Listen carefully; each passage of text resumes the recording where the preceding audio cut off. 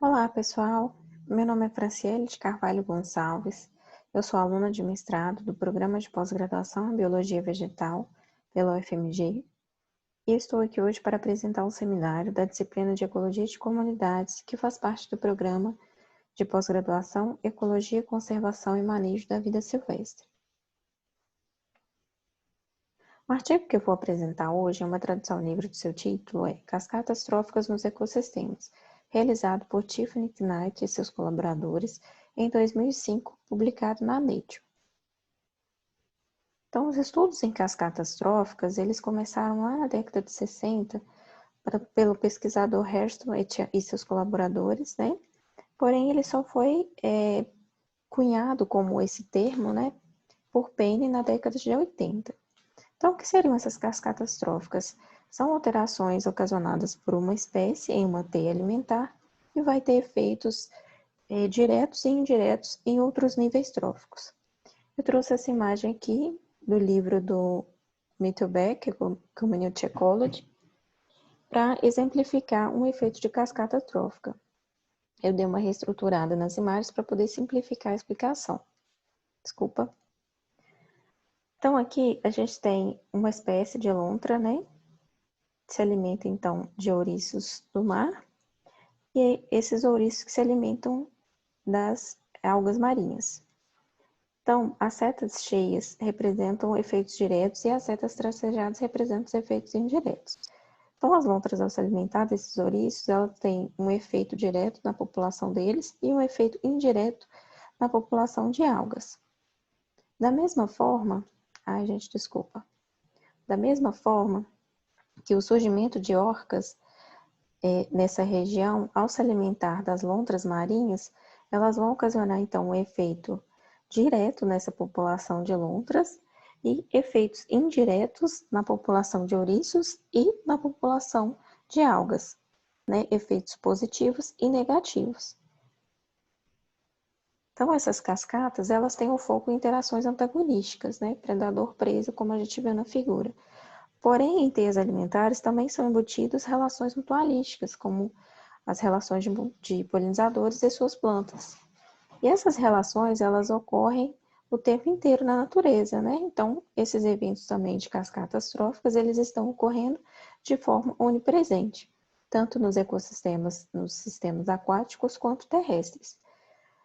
Atualmente tem se estudado organismos com histórias de vidas complexas para poder fazer o acoplamento desses dois sistemas, né? Rompendo então as barreiras entre esses dois ecossistemas, como por exemplo os sapos e as libélulas, que possuem experimentam então diferentes fases, em diferentes hábitats, em diferentes fases do seu ciclo de vida, passando então por estágios larvais no ambiente aquático, no qual eles são presas vulneráveis, e no ambiente adulto e no ambiente terrestre, a fase adulta, no qual eles são predadores importantes.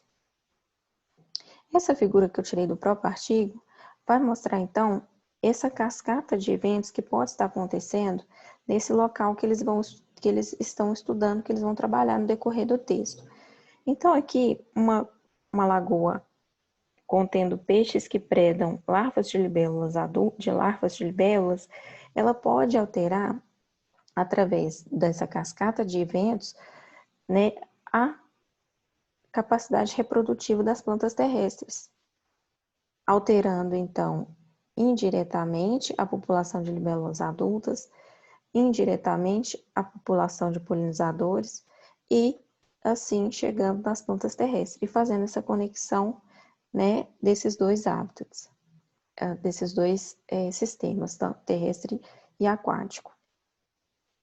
Com isso, eles propuseram, então, que os peixes eles iriam reduzir a abundância de larvas e adultos de libélulas, e isso vai permitir, então, maior abundância de insetos polinizadores, e vai também aumentar indiretamente a polinização e o sucesso reprodutivo das plantas terrestres, que é exatamente o que está sendo ilustrado na figura que eu mostrei anterior.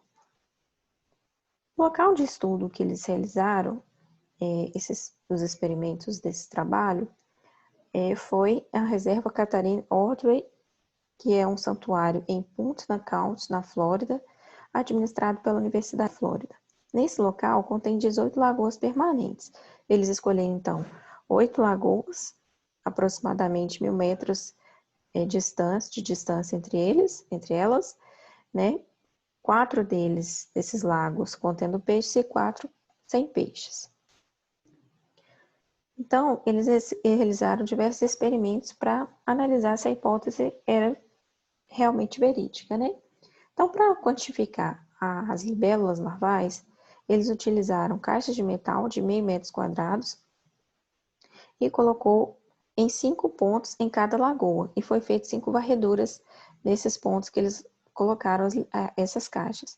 Então, após 5 varreduras, era contado a quantidade de larvas que estavam nessas caixas.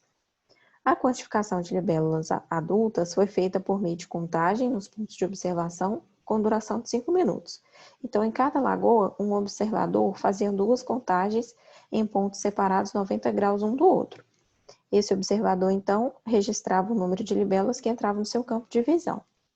Eles também queriam saber se havia diferenças na composição dessas libélulas em resposta a essa presença de peixes. Então, para isso, eles classificaram em tamanhos, pequenas, médias e grandes. Esses testes, então, foram analisados por ANOVA, MANOVA e testes F univariados. Para ver também se havia uma correlação entre a presença e a ausência de peixes, eles fizeram por um período de 2 semanas observações em arbustos da espécie Hyperion fasciculatum. Então, eles observaram 10 arbustos em cada lagoa por um período de 20 minutos e era registrado, então, um número de visitantes, né, de polinizadores que visitavam. E esse número, então, ele foi feito uma média desse número e comparado através de ANOVA entre as lagoas com peixes e sem peixes. E eles também separaram esses visitantes, esses polinizadores visitantes, pelas ordens Diptera, Lepidoptera e Hymenoptera.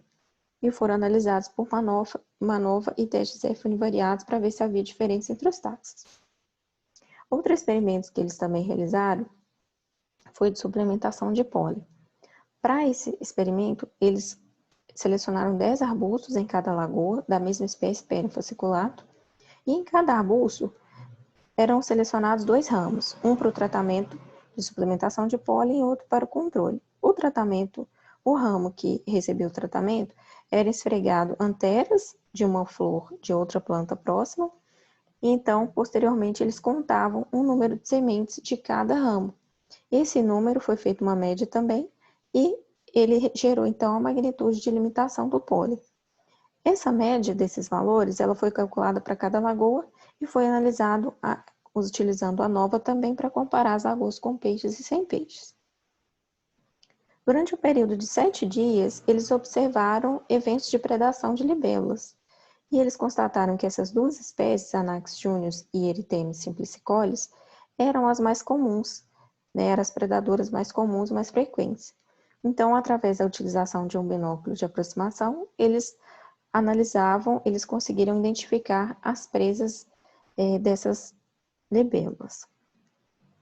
Então, para eles analisarem o efeito, se havia um efeito, uma diferença comportamental da presença de libélulas na visitação dos polinizadores, eles construíram gaiolas cilíndricas de 1,5 metro de diâmetro e 2 metros de altura, com frestas de 2,3 centímetros, que permitia, então, o livre acesso dos polinizadores, mas não permitia a saída da libélula.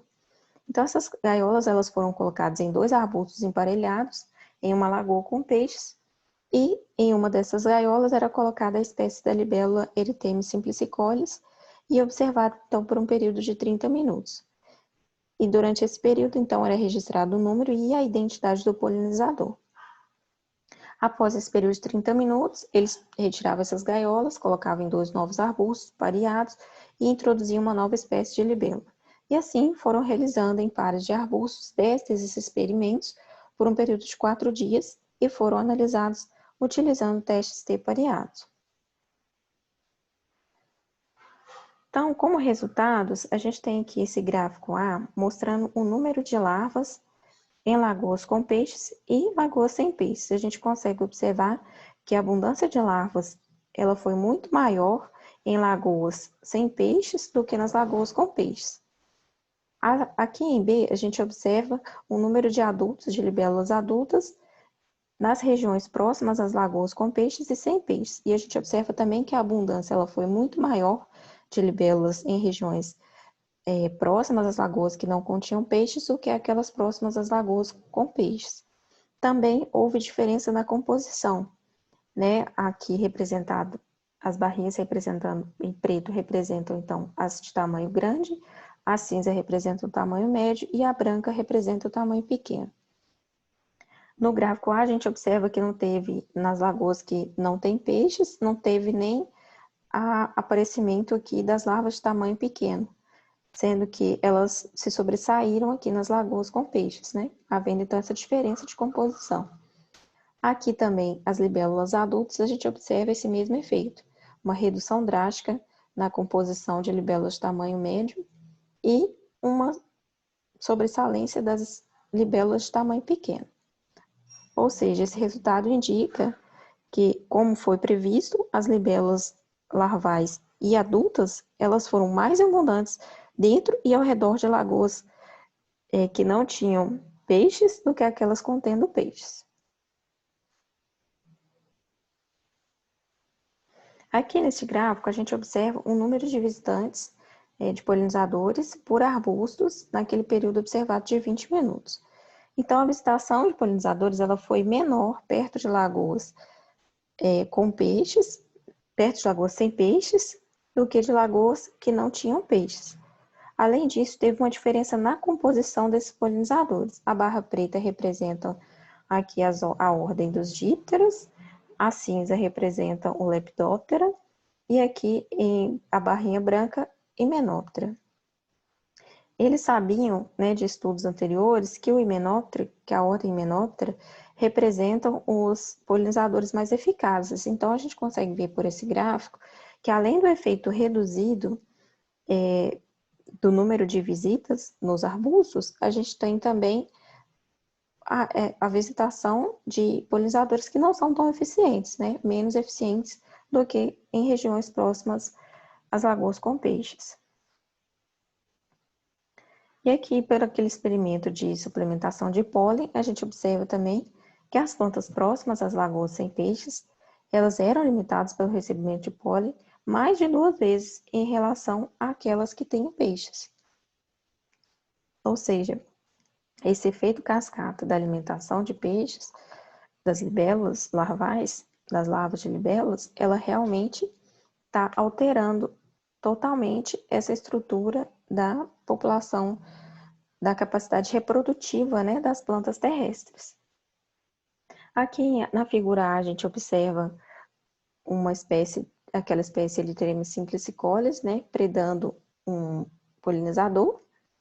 E em B, a gente observa através desse gráfico aquele experimento, que é o gráfico que mostra o resultado daquele experimento realizado com a gaiola. Então, nesse gráfico, a gente observa que a visitação ela foi muito menor na gaiola com a libélula do que na gaiola controle, né? E, além disso, eles observaram também que o comportamento desses polinizadores na presença de libélula era diferente na ausência de libélula, sendo que eles forrageavam muito menos na presença da libélula do que na ausência. Então, como conclusão desse trabalho, nós podemos observar que os predadores aquáticos, eles podem ter uma variedade de consequências para as interações em ecossistemas terrestres vizinhos.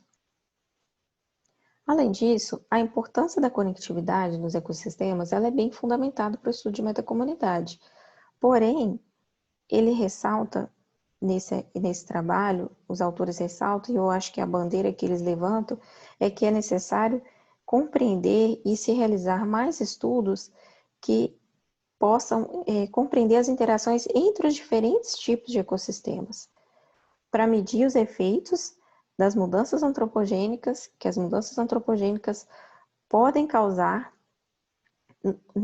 de um ecossistema, pode causar no outro através dessas cascatas tróficas, né? Por exemplo, a gente sabe que a introdução deliberada de peixes é comum, seja por fins de controle biológico ou lazer, e com isso pode então alterar a estrutura de comunidades de plantas terrestres. Da mesma forma que a ausência, a retirada, né, a exclusão de peixes de ecossistemas aquáticos, seja também por poluição, degradação ambiental, ela também pode favorecer aquelas espécies de plantas que não são polinizadas por insetos, então alterando aí a relação competitiva entre essas espécies de plantas terrestres. Então, essas cascatas tróficas, elas podem afetar os processos em nível de paisagem e conduzir a essas interações que a gente está falando entre essas espécies e entre esses ecossistemas. Quero agradecer a todos pela atenção, espero que tenha ficado claro a mensagem do artigo. Muito obrigada.